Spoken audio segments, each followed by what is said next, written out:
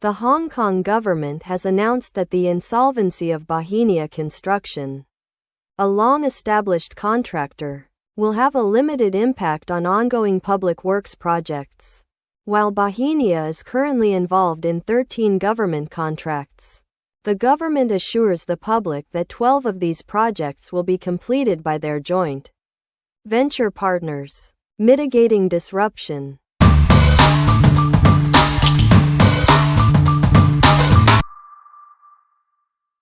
Five subsidiaries of Bauhinia Construction Group were petitioned for winding up by various creditors. The companies applied to the High Court for the appointment of provisional liquidators. A request granted yesterday with creditor approval. The company's representatives stated the application aimed to protect assets and creditor interests, denying any ulterior motives and describing the situation as a sad day for Hong Kong's industry.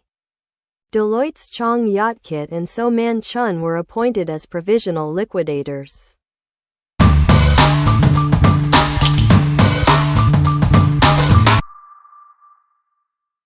Established in Shanghai in 1946 and with a Hong Kong presence since the 1950s, the Bauhinia Group boasts a significant portfolio of over 300 projects, including iconic structures such as Hong Kong's first underwater tunnel, Cross Harbour Tunnel, the Central Mid-Levels Escalator, and the University of Hong Kong's Wong Chuk Hang student residences. Despite this legacy, 5 Bauhinia Group subsidiaries recently filed for provisional liquidation.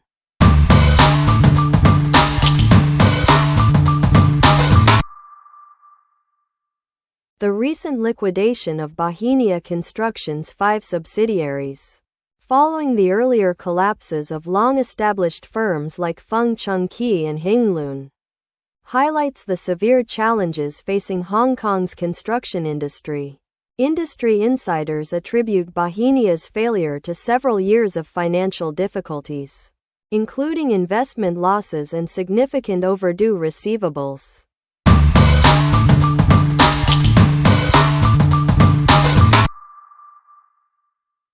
Hong Kong police successfully dismantled a clandestine drug manufacturing operation and distribution hub in Tin Seng Chun, Yuen Long on Thursday, arresting 3 individuals for drug trafficking and manufacturing a significant quantity of illicit substances, including precursors for the production of space oil, a type of liquid cannabis, were seized. 1 suspect has been charged and appeared in Tuen Mun magistrates' courts. This decisive action demonstrates the police's commitment to combating the drug trade and safeguarding public safety.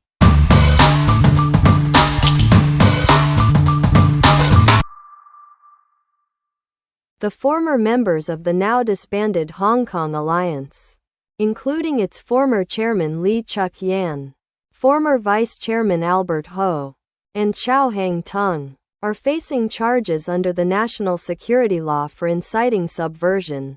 A pre-trial review was held in the High Court, where the defense indicated Ho may plead guilty due to court scheduling conflicts.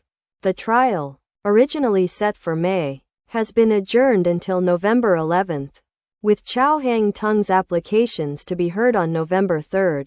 The case, which has been ongoing for over 3 years, has included applications from Chow for judicial recusal and the summoning of overseas witnesses.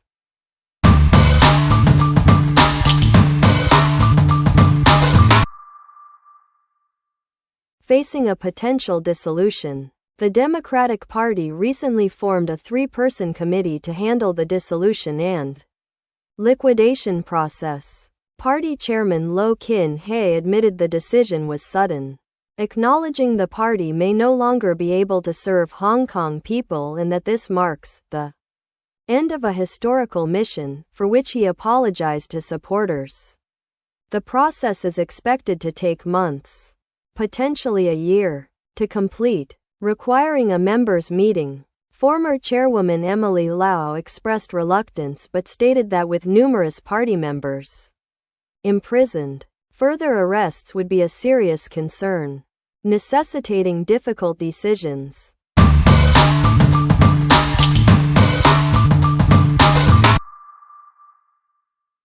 A teacher, identified as the chairman of the Hong Kong Independence Party, pleaded guilty to conspiracy to incite secession under the national security law and was sentenced to 5 years in prison.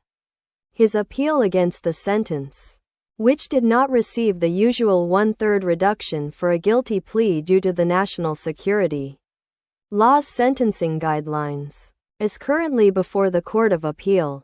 The appeal argues the sentence should not be subject to the national security law's mandatory sentencing guidelines, while the prosecution maintains it should. A decision is expected within 6 months.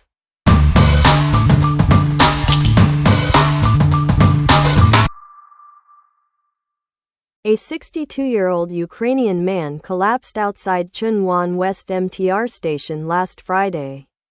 A nurse off-duty immediately provided first aid and asked a passerby to borrow an automated external defibrillator (AED) from station staff, while MTR claims the request was made after an ambulance arrived and that the incident occurred outside the station's designated area, leading to a misunderstanding. The nurse's account highlights that the AED was never provided, and that MTR staff reportedly stated the incident wasn't their concern because it happened outside the station. MTR has since apologized for this unacceptable statement and admitted their staff should have immediately provided the AED.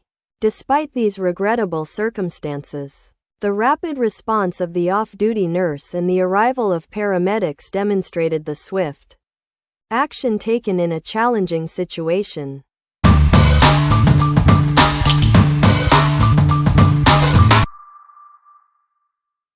Hong Kong director Juno Mak, whose film Hong Kong Rhapsody was selected for this year's Berlin Film Festival, had an actor read a statement at the event alleging German support for genocidal actions against Palestinians. German media reported that Berlin police are investigating. Berlin police confirmed that the statement is under preliminary investigation for potential violations of constitutionally protected rights and the use of symbols associated with unconstitutional and terrorist organizations. The National Security Department of the Federal Criminal Police Office is conducting the initial inquiry.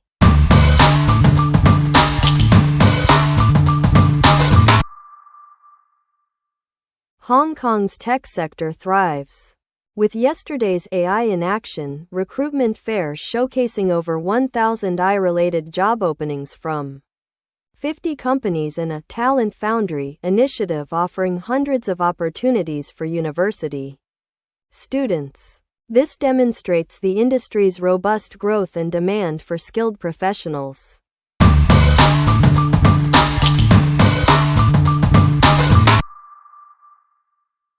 HKU President Zhang Shang, at a recent gathering, noted the global financial strain affecting higher education, including Hong Kong. He appealed to the government for any funding cuts to be moderate, emphasizing the need for universities to survive.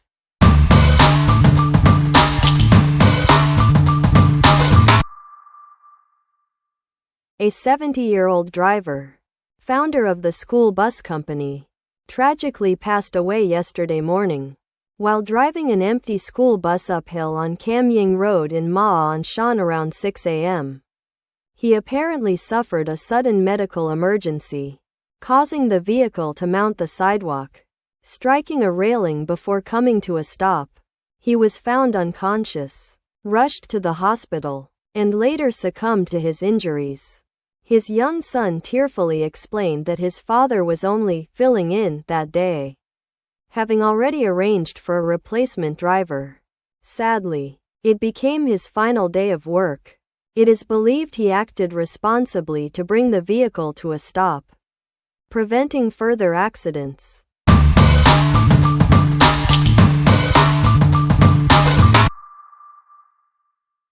Justice prevails. A chef convicted of murder for the brutal attack and killing of a security guard during a 2019 robbery at the Kwun Tong branch of Lung Wang restaurant received a life sentence. The court heard how the callous act deprived the victim of precious time with his family. A concurrent sentence of 2 years and 2 months was handed down for the robbery charges.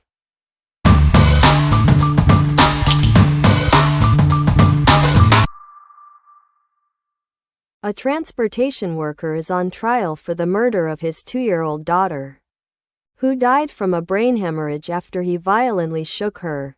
His girlfriend testified that he falsely accused her of infidelity and coached their daughter to make false accusations against her, leading to a physical altercation. Despite this, she remained with him, fearing her daughter would grow up in a single-parent home, a decision she now deeply regrets.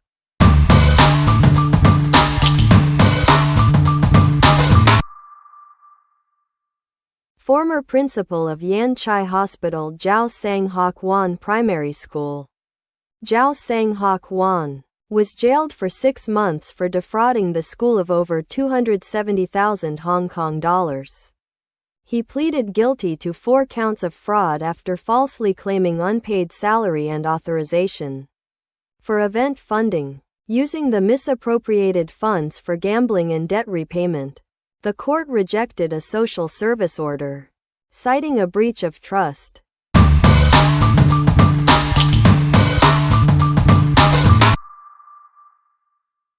The Legislative Council's Transport Panel discussed the tram company's fare increase application.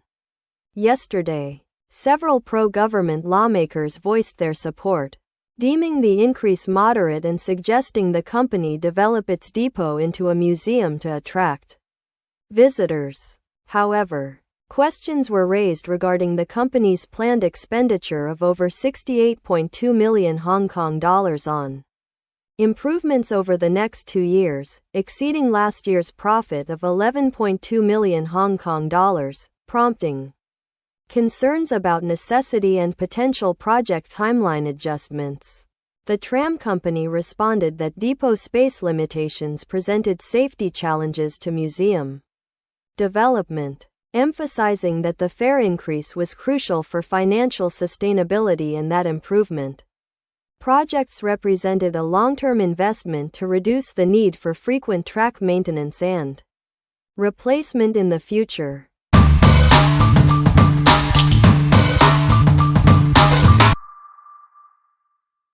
Police are investigating a case of criminal damage in North Point. 4 vehicles parked in a private lane were damaged, with their paintwork corroded by an unknown corrosive substance.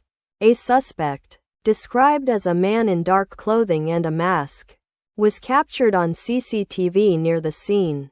The investigation is ongoing.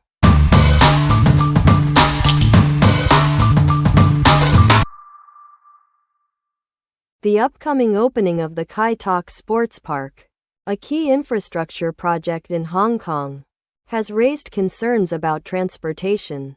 Authorities recommend using the MTR, Mass Transit Railway, for access. While many large overseas venues boast multiple rail lines, the sports park relies primarily on the Tuen Ma line.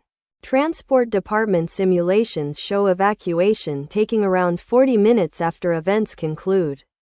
MTR Corp states that past test events achieved evacuation within approximately 1 hour, but actual times will depend on factors like event timing, with options including empty train deployments or station-level crowd control. Legislators and experts express confidence in 1-hour evacuation times under normal conditions, emphasizing the importance of diversifying pedestrian flow through nearby shopping malls and having robust contingency plans for vehicle breakdowns.